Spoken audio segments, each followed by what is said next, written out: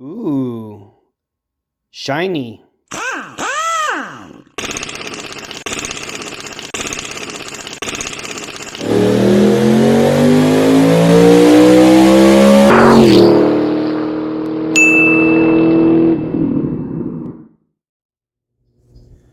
Hello. Hey, got some good news. The cylinder head shop's going to be able to repair that cylinder head, so that makes my decision pretty easy. I'm going to replace this piston and build this engine back up. In order to replace the piston, though, of course, the oil pan has to come off. In order to get the oil pan off, the rear main seal has to come off. That means I got to separate the engine and transmission. It's because that rear main seal support plate bolts into the oil pan behind the flywheel. Great design, Land Rover Jaguar, or Ford, European Ford, which is what this engine is. Anyway, the manual for removing this oil pan has you drop the front differential and has you take the transmission out. I'm going to do the opposite. I'm going to take the engine out the rest of the way and leave the transmission in the car just supported. So basically that means I'm going to remove the timing lock tools, I'm going to remove the alternator, remove the AC compressor, take the wiring off underneath the vehicle, like on the oil pan and whatnot, wiring up top, the fuel supply lines. The other side, I got to unbolt the exhaust, so the 15mm nuts, take those off of the exhaust manifold on the passenger side. There's a plug over here on the driver's side that I'll get to, that once I remove it, I can get to the torque converter, to flywheel bolts. I think there's 4 of those. Then I'm going to remove the trans bolts that bolt it to the engine and support the transmission. Then I'll undo the mounts here, the motor mounts, and then I'm going to pluck this engine out of here. While it's in the air on the cherry picker, I will remove the flywheel, and then I'll put it in the stand, an engine stand, and that's where I'm going to pick this video back up. Alright, there's the engine out. It's actually easier than you would think. It would actually be easiest to take this engine out with everything still on. Fuel injectors, valve covers, superchargers, just everything. So I'll kind of explain it in terms of that. What you do is up at the top, take the fuel line off, take the vacuum line off here. Then you work your way back here. There's an electrical connection here and right here. And then you pull the wiring harness out and lay it across the top of the engine. And as you're working your way over here, there's a coolant line that you have to take off the back bridge that connects the 2 cylinders. Then you take your exhaust bolts out, 2 15mm nuts on those, get those off. And then the starter, you take the starter out. Of course, you know that we already had that out to get the timing lock tools in. The last thing you have to do is just get the wire for the solenoid off. Just let it lay there. There's a ground strap that goes to the engine mount. I think that was 10mm. You take that off, move it out of the way. The bolts on these guys are 21mm for the mounts. The nuts are.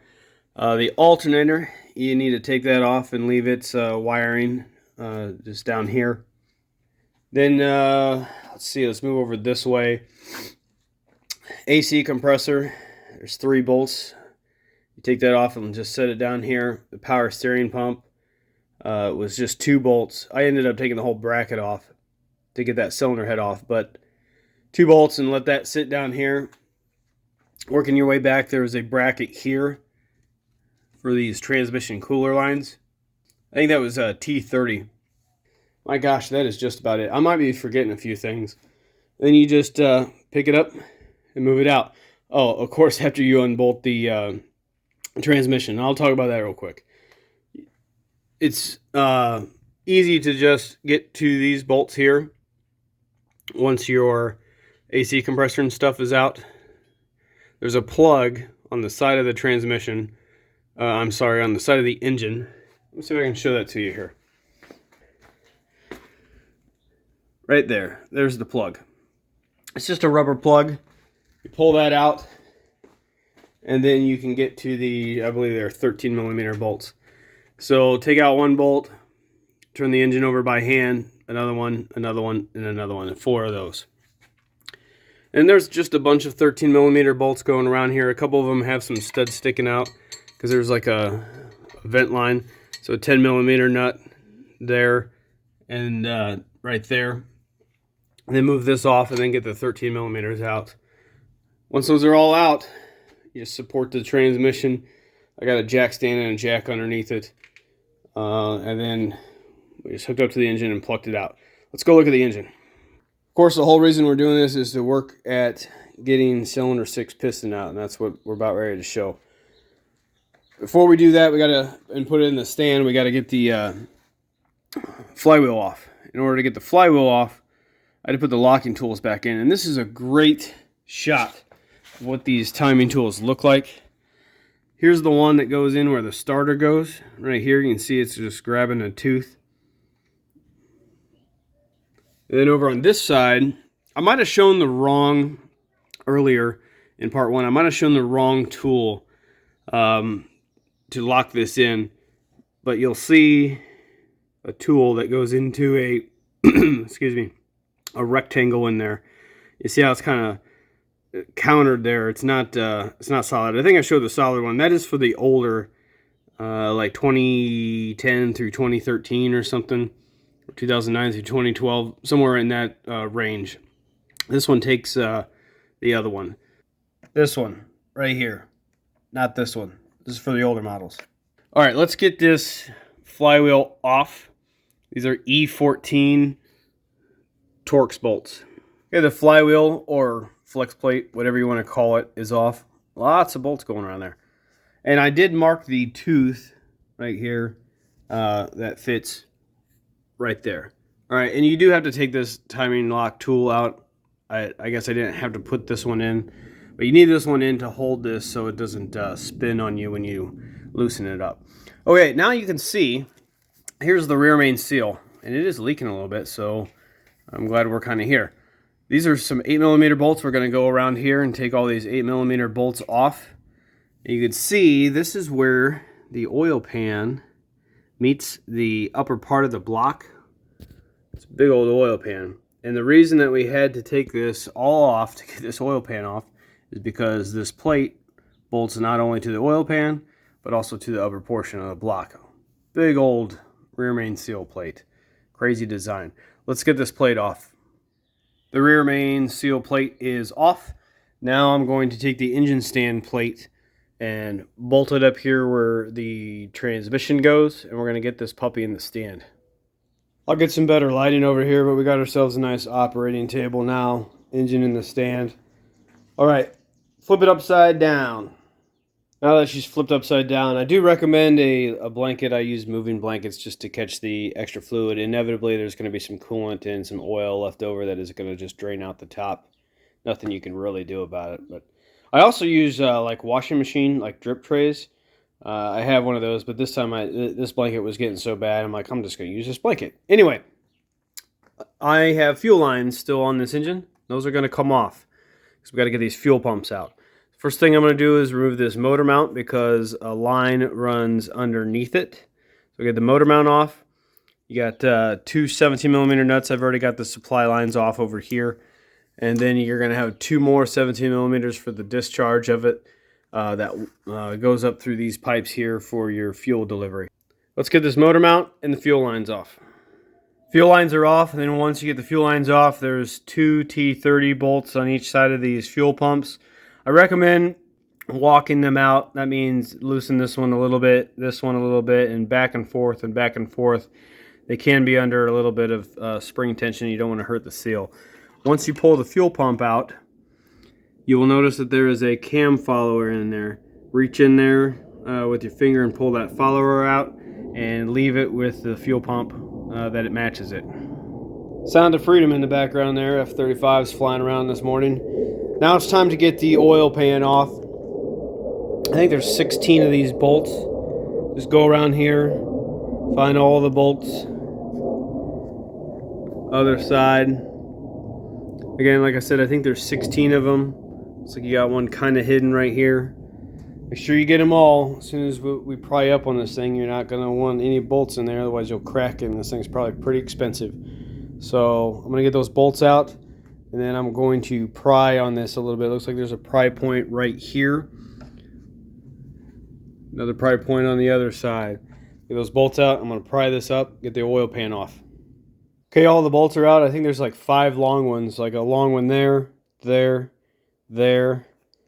and here. That's 4, and then one more on this corner. That's 5 long ones. The rest are much shorter.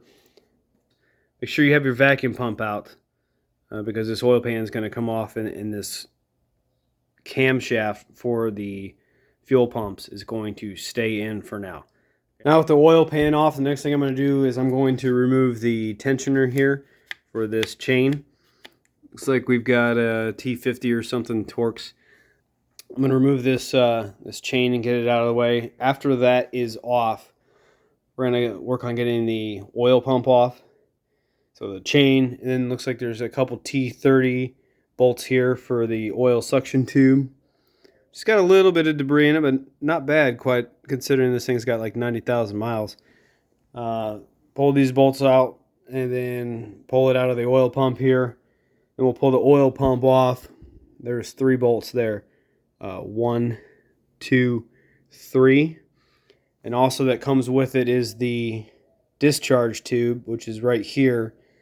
And then there's 3 bolts for this. T30s 1, 2, and then 3 here on the side. I'm going to do all of that, and I'll get back with you. All that stuff is off. You do have to take the static guy that is right here off as well, otherwise you can't get the chain off of this fuel pump camshaft. Okay, I ended up taking the oil pump and tubes all out kind of as one piece versus just taking the suction tube out and then the discharge tube. You can see I just left them in the pump and pull them off and set them in here. Okay, next is the windage tray. We're going to go around and take these bolts off and pull this. It's kind of like a structural windage tray. We're going to pull the bolts off, get the windage tray out so we can get to the bottom end of the connecting rod of the piston we're replacing. You can see some over here, but we need to get to one over here. So I rotated the engine so cylinder 6 is basically bottom dead center right there, and then went ahead and pulled the bolts. These are 10 millimeter. Go ahead and pull this cap now. Here's the cap, and the bearing looks really, really good. Can't believe how good that bearing looks for 90,000 miles, especially considering how dirty this oil was. Okay, now we're just going to lightly tap on this end of the connecting rod. Hey, you'll notice these are what's called cracked rods. You'll notice it looks like it's broken. That's okay. This only goes on one way. They basically have this cast as one piece and then snap it so it's in 2 halves. That's why it looks that way. And this is the way it went. All right, let's tap this piston out. I'm going to be tapping on this connecting rod here. Making sure not to hurt this surface, so we'll probably use something nice and soft on this, and we'll push that piston out. Okay, piston's out. Let's swap it on this connecting rod. A couple things to note. Definitely has a hole. You see daylight through it. There is an arrow on this piston. It's really hard to see right there. There's also an arrow on the new piston. Make sure that when you swap it, those are in the same orientation. That arrow needs to face towards the front of the car. Oh, by the way, here's the piston I used. This is a Kolbenschmidt, made in Germany. Standard size piston. I think it was like 80 bucks or something like that. Fairly inexpensive in my opinion. If only the Germans made everything for this engine. Anyway, this looks like going to swap the normal way. We got a circlip in here that we're going to pull out. The new piston comes with a new circlip there, and its wrist pin is already installed here. No circlip on that side, and there's a circlip in on this side. Take this circlip out, push the wrist pin out, take this wrist pin off, put the piston on in the correct orientation with the arrow, and then put the new circlip in. Okay, The piston is ready to go. Wrist pin is in, circlip's in. Let's tap this thing in. Make sure that you lube up the cylinder before tapping this in. Leave a little bit of the skirt here. Then we will end up tapping this piston in with the butt end of a hammer. Okay, piston is back in right here. After torquing that down, I spun the engine around a couple times by hand just to make sure everything felt good, and it does. So yeah, we'll be putting the windage tray on next. Yeah, there's a piston. These marks on the bottom, that's just from the wooden end of the hammer as you tap that thing in. Looks good. Okay, I cannot stress enough that this surface needs to be almost like hospital-like clean. Okay, so I razor bladed off the old glue on both sides, used some brake clean and even some like 1000 grit sandpaper or whatever, and really cleaned it. And then one final cleaning with a lot of brake cleaner and then a nice lint-free towel. You want this to be super duper clean because it's gonna have glue on it for the oil pan. All right, let's put the windage tray on. And the windage tray is on. Now let's put on the oil pump, suction, discharge tube, and the pump itself. Okay, we got the oil pump, suction, and discharge tubes back in along with the oil pump, and I've put the chain on. Also took the opportunity to clean this screen out, just some brake clean and a cloth. Basically dissolve that stuff and get it out. It was just kind of coked up oil in there. It wasn't like plastic bits or anything like that. Getting these seals on is rather difficult. You got to really watch this going in here. Make sure that the seal doesn't fold over itself or whatnot. Really be careful there and work it in. That's a little difficult. Okay, pay attention.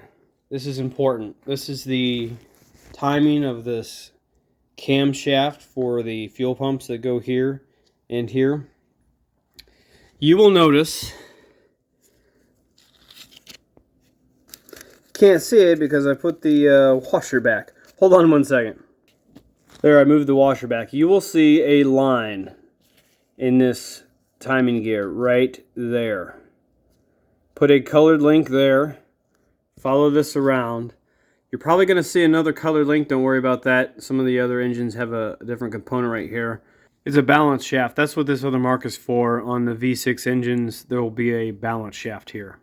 What's important is the last colored link needs to be lined up with the slot here in this cam. Make sure it's lined up with the slot there, and then that mark right there. I slid the timing chain gear back off of the key. See how this key, it's noon right now, right? Pointing straight up. But remember, this engine's upside down, so that's at the 6 o'clock position. Okay, there we go. Okay, we're ready to put the oil pan back on now. So I'm going to clean the surface yet again because some oil drops got on it as I was putting these components on. That'll be a final little touch there. And we'll do the same thing over here on the oil pan. I'm going to scrape the surface on this side and the surface on this side, use brake clean, really clean this thing up. And then we'll end up putting a bead on here, a bead of sealant. You can see where the old bead was. Looks like it's on the outside of these bolts going around. Put a decent amount on here. I'd rather have a little bit too much than not enough. People say, well, if it squirts on the outside, it squirts on the inside. Well, okay, but it's probably not going to fall off and get in your oil pan once it dries because it is very oil resistant. RTV, I think I use Ultra Gray. Okay, I'm going to do that and I'll get back with you. All right, I clean the surfaces on both sides and put a bead on here. Spread it with my fingers. Somebody is going to say this is too much, but you know what? I really don't care. I do not want this thing leaking. This is incredibly hard to get to, and I'm at it right now. I'm going to make sure this thing seals up. I'm going to let this sit for about like 10 minutes or so. Let it start to get a little tacky, you know, and then we will set it on the engine and then bolt it down. And the oil pan is back on and torqued down. I don't think you need me to go over step by step what to do next, but we're going to put in the fuel pumps, fuel lines, and the engine mount. All right, fuel pumps are back on. insulation covers are on. They're plugged back in. They're plumbed back in. The mount's back on. This is the plug for an alternator. Oh, wait a minute, Nick. Why are you wiring this up already? Well, it's because you, my friend, are going to get the rare opportunity to see this engine built in a stand. Not many people do this. I don't know if there's any full-on builds on YouTube, but this is going to be one of them. Okay, so since we're building this thing in the stand, I'm going to leave all of this off for now. Okay, I did go ahead and start putting some wires in over here. This is the oil level sensor. This is the crank position sensor, but we're going to leave that out for now because the timing tool goes in there. We did wire up some other stuff here. This is just kind of snaked along the bottom of the oil pan. This is for the AC compressor over here. Now it's time to rotate this engine so the oil pan is now down.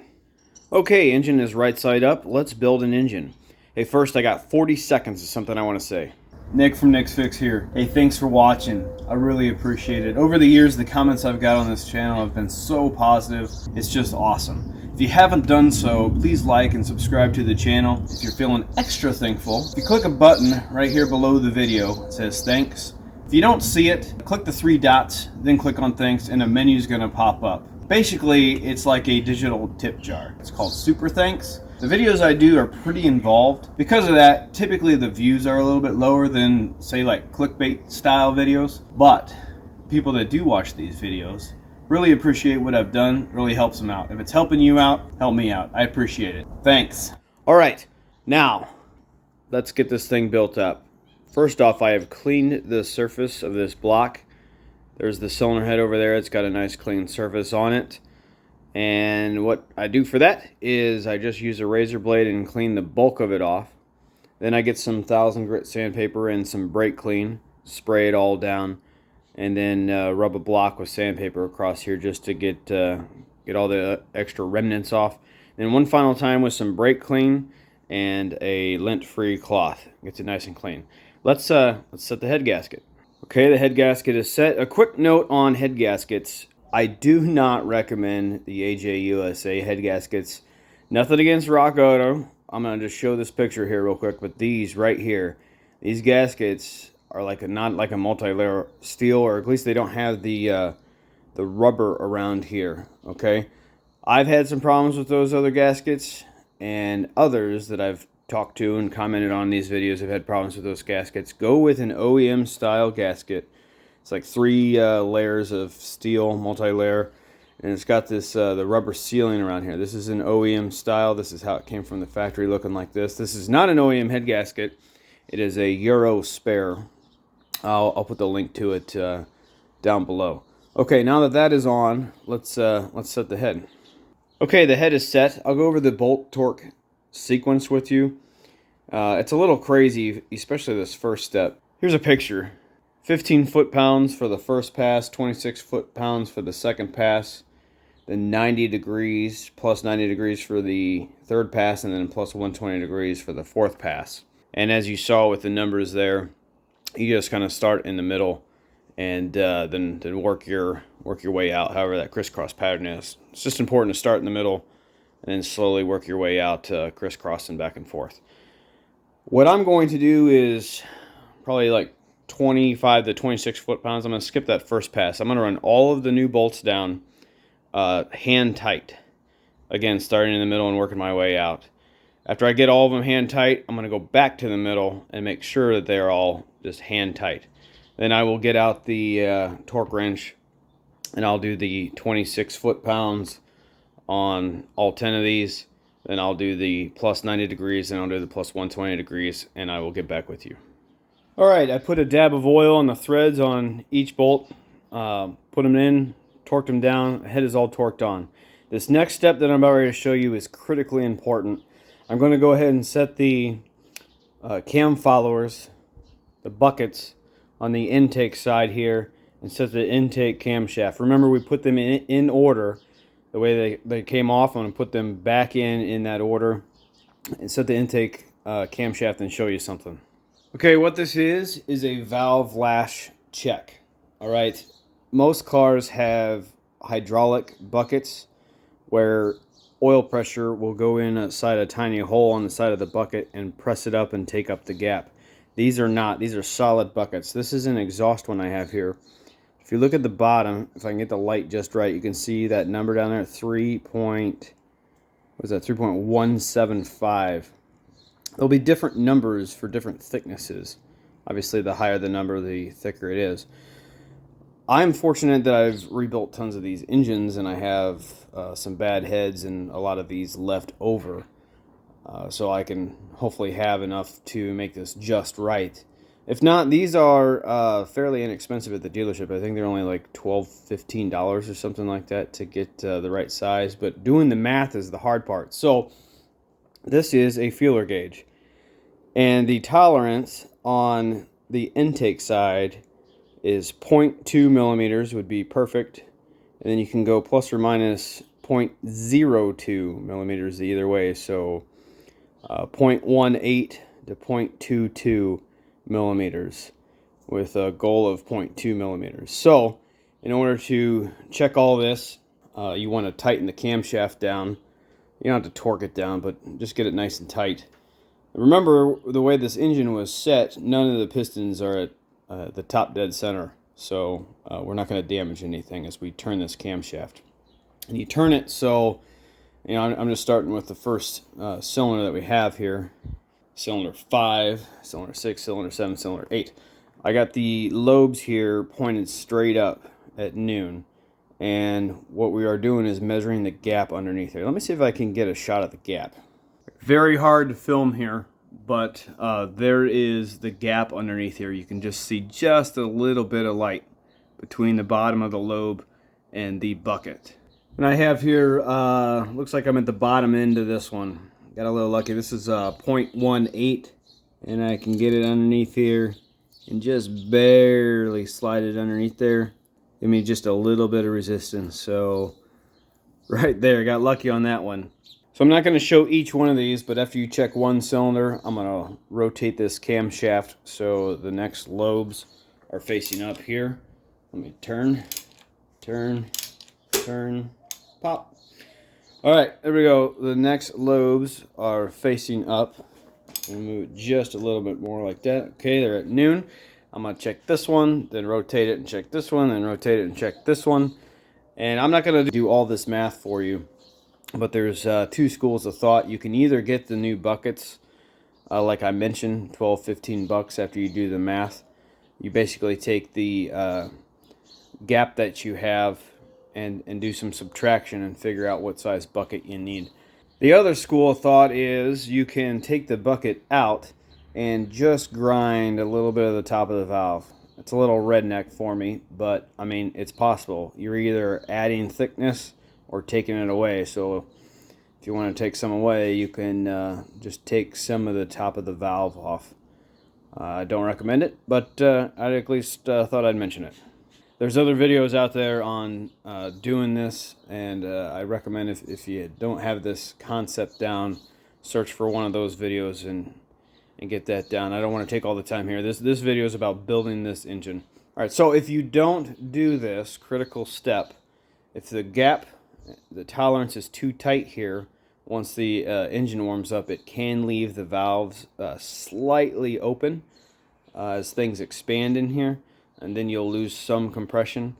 And if you leave the gap too much, like too much tolerance, it'll tick on you. Like you hear cars with stuck lifters or whatnot, they will have too much gap, and as the lobe comes around, it tick, tick, tick, tick, tick as it hits the bucket. All right, I'm going to finish this camshaft off. I'm going to put in the exhaust buckets down here, finish that camshaft, check. Oh, by the way, the exhaust camshaft is 0.25 millimeters, so a little bit more tolerance on here. 0.2 millimeters plus or minus 0.02, so anywhere between 0.18 and 0.22. And this is also a tolerance range of plus or minus 0.02, so what is that? 0.23 up to 0.27 millimeters with a goal of 0.25 millimeters. I'm going to do all that on all these. It's going to take me a good solid half an hour here, and then I will get back with you. Okay, several minutes later, that is all done. I had to swap a couple buckets, but ended up being just fine. Got everything within tolerance. Some maybe a little bit tighter tolerance than the others, but all within the tolerance. Okay, now it's time to lock these camshafts in place. Let me show you the end of the camshafts here. You're going to see some boxes. This is important. Okay, on the end of these camshafts, you're going to see numbers, and then you're going to see like a box that almost looks like it has, I don't know, that's got, I don't know what that has stamped into it. It almost looks like a QR code. Doesn't really matter. Box needs to go down, numbers up, box down, numbers up. And you take this guy, it's the camshaft lock tool. You'll see that this one is taller than this one. Well, the taller one goes where the taller part is, right here on the intake camshaft. Got a ratchet on the exhaust camshaft. I got a wrench, adjustable wrench on the intake, just in case I need to move this around a little bit. I'll loosen these wing nuts. Slide these guys into these slots. Make sure that it is pretty well centered on there. Then I'm just going to make this hand tight. Don't go crazy. It's hand tight.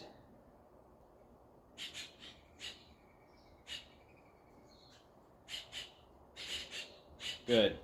Alright, I'm not going to show it, but I'm going to do that on the other side as well. Alright, now that I got the cam locks on, I went ahead and threw the wiring harness up on top because I had to put the flywheel back in. The rear main seal's not on. This flywheel's going to come back off. But I put the flywheel on so I could make sure I lock this thing in its timing position. Remember the timing tools? Let me show you. You got that one that goes right here where the crank position sensor goes into a square in the tone ring behind here. Then you got one that actually locks the teeth here where the starter goes. Just put a bolt here and a bolt here to lock it in place. And I only put in every other bolt into the flywheel here. Alright, now it's time to time this thing up. What I'm going to do is put in the oil suction tube first. It's a tube that goes in down here and snakes up here to the top of the valve cover, and that's how they hook up the machine to vacuum the oil out of your car. That needs to go in first. Okay, the oil suction tube is in. T30 bolt there, and I've left this T30 bolt pretty loose. I can't remember if I've got to pull this thing forward or not as I get the timing chains on. Let's focus down here on the crankshaft. Okay, down here at the crank, the timing kit that I have came with a bunch of extra sprockets. It's a new sprocket for the drive here on the crankshaft and a new sprocket for the oil pump down here out of sight. I left those alone. That's not the timing chain that broke. The timing chain that got a lot of stress put on it was the main timing chain for the driver's side here. So I will put on the new sprocket for that timing chain. There is a friction washer or just a shim washer right here. Make sure that that is in place, and you'll see this is symmetrical. You can put it on either way you want. You will see a key down here. Remember, the key for the crankshaft is on the bottom. Just find that. Slide her on. And then there is another washer. Again, it's got a key that you'll want to put on. Tight tolerance on this sucker. And walk that up against the sprocket. This side here is further back, so this side needs timed up first. 5, 6, 7, and 8 cylinder side, driver's side. Then we'll work on this passenger side over here. Let me get all the components on, and then I will explain how they go on in what order. Okay, got all the chains on. Sometimes it's a little bit tough. You've got to loosen up these variators, some of these tone rings here. It's too close to the wall here. You gotta get this off, get the chain on. But here's the important spot. Let me zoom in. All right, remember, here's the static guide. 3 10mm bolts. Put that in first. Then there's the tensioner arm. I think this was a T50. And then the tensioner is T30s here. And on these sprockets, it's T40 Torx. Looking down here, now we know we've got the engine locked in its timing position. So you put the chain on and you're gonna see a white link here with a little dash in the plastic. That's good to note. Then as you work up here, you're gonna see a yellow link, and that yellow link matches up with that hash mark down there, and you keep going. There is another yellow link, and then there's a mark right there that lines up to. And then you've got it in time. Same thing on the other side. As you look, there is a white link with a embossed little dash here. And as you work your way up, you will see a yellow link with a mark on the variator right there. And then as you move this way, same thing, another yellow link and a hash mark there. Now we know it's in time. These bolts are just hand tight. You can see how I can move it around a lot. All of them are just hand tight. Okay, some slack in the chain there. That's because the last stage of this is putting some tension on this and torquing these down. Before we do that, however, it's time to pull the pins on these tensioners. Alright, to pull these pins, just put some pressure on this guy with this hand. Grab the pin, hear a positive click. I'll do the same here. I'm going to just push up, put as much tension as I can on here. Pull the pin, positive click. All right, let's get to the last stage of timing this. Okay, I remember now why I left this oil suction tube bolt loose up here. To get this tool on, this is a tool in your kit. Remember the link to this kit, all these pieces I'm using is in the condition description below. This kit goes behind here, behind this chain, or I'm sorry, this tool. And then underneath here, you can see it's got a tooth that goes in the teeth of that sprocket. What we're going to do, and I'm going to try to do this live for you here in a second, is you put like 20 foot-pounds of pressure in the counterclockwise motion on this side, right? What we're trying to do is get the chain on this static guide as tight as possible and as slack as possible on the tensioner arm here, with both of these sprockets loose. All right, we're gonna get that tension on there, and while we are holding the tension on there, I'm going to take the T40 Torx and tighten these bolts. Let's see if I can do this live. All right, here we go. Got the tool on, got the torque wrench on. About 20 foot-pounds. You're gonna hear it click. All right, and I'm gonna hold that, and I'm gonna tighten these guys here.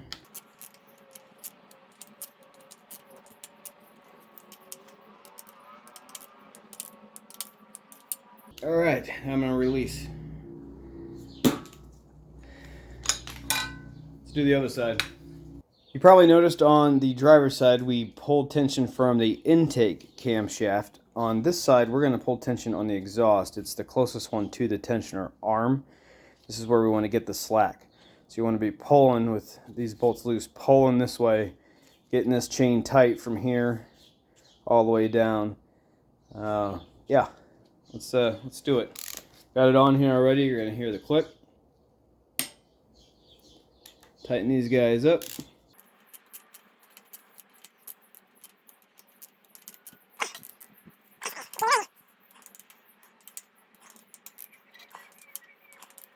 All right, and then release. That is done. Alright, a few final touches up top here. Hey, do yourself a favor and put these bolts in before putting on all the timing components. I forgot about them. You got a 10mm bolt over here and two T30. This one was tough to get to with the arm in the way. Ended up having to put a wrench on it. These you can get to, but that one's tough. Put these on before the timing components. And then I also put the T30 back in for the oil suction tube right here. Now it's time to get the lower timing cover on. And before I do that, it's down here, I got a new seal, okay? I will put the link to this seal in the condition description below. It's like Corteco. To get it out, I just used a chisel and a hammer. You can see how it locks in here. I got it loose, and then you just turn it, and then it lines up and comes right out. We'll put the new one in, turn it, and get this thing prepared to go on. All right, now let's put the lower timing cover on. Just like anything else, clean the surface. I razor bladed it, and some brake clean. And important step, put a dab of RTV at the corners, basically where the oil pan meets the block. Let's put this thing in place. Okay, the lower timing cover is on. Let's remove the lock tool down here for the fuel pump camshaft, and then put the vacuum pump in. Okay, there's the vacuum pump back on. I did put a new seal on it. I find this one to be pretty important, very inexpensive. Might as well replace it. When the engine is just sitting there, the oil level is actually up to this vacuum pump, so the seal goes, even with the engine just sitting, it can leak some oil out of there. If I remember, I will put the link to that part, that vacuum pump seal, down in the condition description below. Okay, let's get the crankshaft pulley on. There is more than one way to get this crank pulley on. There's the way that the book tells you, and then there's the way I do it. My way is pretty risky, but I've done this 5 or 6 times now with good results. I lube up the inside of the crank pulley and the crankshaft with some oil. Then I put the pulley on with the key down. Jets flying around here, making a lot of noise. And then I just start cranking or hand tightening this bolt, and it pushes the crank pulley on. It's quite tight. The tolerance is very small. Take your time, just by hand, slowly, a couple ratchets at a time, because basically what you're using is the threads of the crankshaft to pull this crank pulley on. Otherwise you got to buy like $400 or $500 worth of special tools. The risk is you can pull out the threads of the crankshaft and you're donezo, but I've never had that issue with these engines or LS engines that I've messed with. Anyway, zip your T50 bolts back down, and what I do is I use the old crank bolt to walk the pulley on, then I pull it back off, put on a new crank bolt, little bit of thread locker, blue lock type, and it's 158 foot-pounds plus 180 degrees for the torque on this. It's very tight, okay? 24 millimeter socket. Now I'm going to clean up the surfaces here up top. This one's already pretty clean from the cylinder head shop, but I'll use some brake clean and make sure this is oil free. Razor blade this, use some brake clean, make sure it's oil free. Same thing on the actual covers themselves. Then I'll put a bead of sealant on the cover, both covers, and then I will press them on and tighten them down. Both sides, that's next. Okay, the upper timing covers are on. T30 bolts, got 5 of them going around. 1, 2, 3, 4, and then over here 5. Same thing on the other side. So those are on and good. I think the next thing I'm going to do is valve covers. Clean this up, get this wiring, lay it back over behind the engine again. This side that didn't come off, this cylinder head, it's going to take some extra cleaning. Clean the surface up nice and good. The razor blade, brake clean, all that good stuff. And then we'll put a dab of sealant RTV here and here. Get some new valve cover gaskets on the valve covers. Remove these timing tools, and we'll set the valve covers. Okay, we got this all cleaned up. Nice and shiny. Got our dabs of RTV. Ultra gray here. It's by Permatex. That's all ready to go. And down at the bottom here, I got the valve covers. I got the new valve cover gaskets on both valve covers. Let's flip those up and set those on now. Alright, this baby is starting to look like an engine. Valve covers are on. Let me explain to you how I do this. I do these bolts in 3 passes. I start all the bolts at least like, you know, 4 or 5 threads going all the way around. So all the bolts are started. All right, then I cinch down the center bolt, and then I start in the center and work my way out. Just like the head bolts for the head gasket. Then the third pass is I come back and I do it all again, just to make sure everything's tight. You got to remember there's like shoulders on these bolts. Once that shoulder stops, basically just do another quarter turn, and that is tight enough. Don't go crazy on these. Key is start in the center, work your way out on these center bolts, then start in the center and work your way out on the outer bolts. Okay, now let's do the fuel injectors, and let me cut to a clip showing you the seals that I replaced on those. All right, let's talk injectors real quick. I got a new seal kit for these before I put them on. At a minimum, you want a new spacer ring. These get brittle, and you might have hurt them a little bit pulling these things out. There's a new O-ring and a new standoff here. So there's the new parts there. We're gonna build this up on this end. Now, the manual says you should put a new Teflon ring on here, and I gotta tell you, these require a special tool and are very difficult.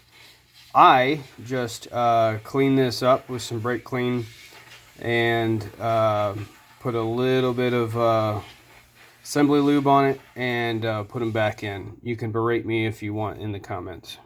And there is the new seals on with just an ever so slight amount of lubricant on the O-ring. And here it is fitted to the fuel rail. Okay, then build them up. After you get them built, let's bolt them into the car. Recurring theme here. Start in the middle, work your way out.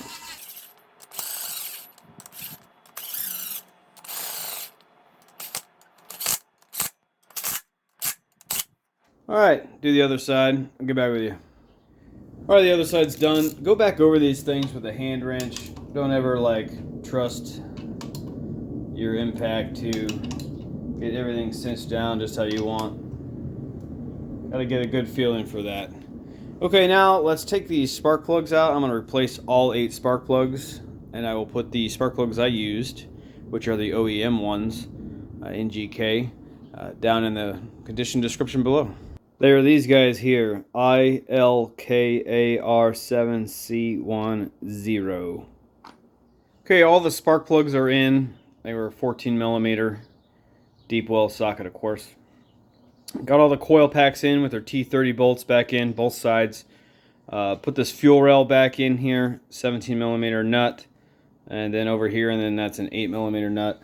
Got this bolt started here. I'll finish it in the rest of the way. I think that was a T40 Torx that goes down there, something like that. Then over here, like I said, same thing. Coil packs in with their T30 bolts in. Now what I'm going to do, I'm going to go ahead and wire all this stuff up on each side all the way around to the front timing cover here, both sides. Ladies and gentlemen, this thing is starting to look like an engine. Get it all wired up, at least as much as I possibly could. These are the main cables that'll go back across the cowling and hook up to the computers. Still a wiring harness dangling over here because I don't have the intake on yet. We're working towards that. Yeah, got both sides all wired up. Looks like I missed a few wires over here. Got ahead of myself filming, but I will get the rest of these clipped in for the coil packs and whatnot. Let's see, there's that ground cable back here. Don't forget that guy. 8 millimeter nut on that valve cover bolt. Fuel rail pressure sensor. I'm just kind of keeping some of these wires up and out of the way. This is for like an oxygen sensor that will end up plugging in here, but then it snaps onto the transmission to hold itself. So there's that. What else? The fuel lines back here. T30 bolts plugged in the back of the cylinder head and chilling up here. Sorry if I'm making you dizzy walking around. Let's do the water pump next. I'm going to go ahead and replace this thing. So I'll pull it off here. Looks like we've got some T30 bolts there and there and there and there. I'm going to pull this water pump off. If you look behind here, It's kind of a strange design, but this is the oil cooler. It's got this coupling here that we're going to replace with the metal one. I'll show you that, and I'll link the part down below. And there's also some like rubber O-rings in here that we'll replace as well. So let's pull this water pump off. Okay, water pump is off. Down here in the valley, like I said, this is kind of a convoluted design. The original part is plastic. Okay, this piece goes onto the oil cooler right here, and then you turn it. So this tab right here is like below the block, and the block stops it from coming off. Okay, so to get this part off, you just turn it counterclockwise and then pull it off. There will be an O-ring, a specific type of O-ring back here. I'll link its part in the description below as well. So that has been replaced. I'm also replaced this piece. URO sells an aluminum version of this. We're getting rid of all the plastic we possibly can. We're going to put this on. So I'm going to push this on and then turn it and make sure it is stopped right behind the block right here. And then it's got another seal around it. You can see I've put a little bit of lube on this thing just to make sure it goes in the water pump nice and good. This will go inside of the water pump. So let me get this piece on and I'll pick it back up with you. I really don't like how these feel when they go on, but it's on. You turn it and then you can see that tab down here stops this piece from pulling forward. So now we're going to get the water pump on. We'll push the water pump on, new seals, new bolts, that water pump on, and I'll get back with you. Okay, the new water pump is on. Now I want to attack one of the most important pieces that I think you should replace. Down here in the valley of the block are two holes that you see right here. This is where a water outlet pipe goes. This pipe gets pretty darn hot, and it's plastic from the factory. I left this in on purpose. You can see how I've already pulled out the remnant in here, but there's still some plastic remnant in here. If you remember, the piece broke on me. Here it is. This is the piece that broke on me. All I did was unbolt it and go to pull it out, and it just snapped right here. It's weak because there is a machined groove in here for an O-ring, and it always breaks like right there. Literally, I just unbolted it and went to pull it up, and those pieces stayed in the engine. So we're going to replace this with a metal one. Once I clean this out, these holes down here, this metal piece is going to go in here, and then it's got another top metal piece. It's over here. I'll show you it a little bit later. That goes up top. Okay, we got to get the supercharger on first, but we are going to clean these holes out, get this metal piece, this metal water outlet pipe down here. I'm going to link this, the exact one I bought, in the condition description below. You don't have to do this, but I felt like doing it because I thought it was the right thing to do. I took a Dremel tool with a buffing pad here and just put it down inside of here after cleaning out the plastic and really smooth these out. All right, make sure you get all the plastic bits. If you broke any plastic bits, look for them down there. Get some needle nose pliers, pull those out. And then I'll just take this piece here and drop it down like so. Push it in. I'll bolt it down. Okay, now I'm going to work towards getting the supercharger intake back on. But before I do that, remember that this throttle body goes underneath it with this coolant pipe. And in the back here, it's upside down. I don't know if you can see this. Is it in the frame? Yeah. There's this coolant pipe in the back. I'm going to go ahead and replace it as well. That means I just need to take this pipe off right here and transfer it over and transfer this other stuff over to the new one. So let me do that and get back with you. This is the pipe I'm talking about. I just call it a coolant crossover pipe. It connects this cylinder head over here to this cylinder head over here. Coming off of this is a heater core line up here, and then this line here is for the throttle body that goes underneath the intake along the valley. I still got more to transfer over to this. I mean, I plugged it in and everything like that. I mean, I still got to put the other coolant line on here and the bracket, but now I think I want to get the supercharger on, so let me show you real quick. Moved up top here. Here's that line. It's going to go in the valley underneath it. I've cleaned these intake ports up here, getting ready for new gaskets in the supercharger. Before we set it, however, Remember me talking about the coupler? You can see that there's some play in this pulley before the impeller turns. Yeah, that thing is loose. So we're gonna replace that real quick. This video is getting quite long, so I'm not showing this step by step. I've already filmed it actually on a V6. It's very similar. The coupler is a little bit different. This is the one for the V8. The V6 one's a little bit different. I will link this part in the description below. This is the old part. What happens is there's a tab on this thing that breaks, and this spring just flops around in here. Looks like the tab is broken off. I think every single one of these is going to fail. Jeez. Anyway, we're putting on this solid poly one, or whatever it's made out of. These have really good reviews. It basically goes on those 3 posts there, those 3 posts there. Clean this up, re-glue it, put it back together. Down below is a link to a Range Rover Sport L494 with the V6. And I'm pretty sure that I show this. Try to put it in a card up above here as well. I show this in detail, how to get this off. Alright, unfortunately it's all stop on this. This is the wrong coupler. It does not match up. It's too small in diameter, at least where the holes are drilled. This does not fit, so I'm going to have to revisit this. Hey, I'm going to go ahead and end part 2 right here. This is a 3-part series, remember that, and this video is already pretty long. We're almost at an hour. If you've stayed with me the whole time, good for you. I figured out what's wrong with the supercharger coupler. 2016 Plus uses a different supercharger coupler. It looks to me like it is the V6 version. It's thicker, and the holes are drilled a little bit further out in the circumference. Here, let me show you a close-up. So here's what I'm working with. This is the old one, and this is the supposed new one that does not fit. And you can tell that it is obviously like half as thick, right? No bueno. So after doing some research, there's a Eaton one for LSA engines. Here is a picture of that. And also I'm pretty sure that the V6 version is what is used in this motor. So I ordered both. We're gonna get this thing working on part 3. We'll pick it up right there with putting that supercharger back together, putting a few extra things left to do on this motor on, and we'll pick this motor up, put it in the car. I'll see you for part 3. Thanks for hanging out. Catch you next time.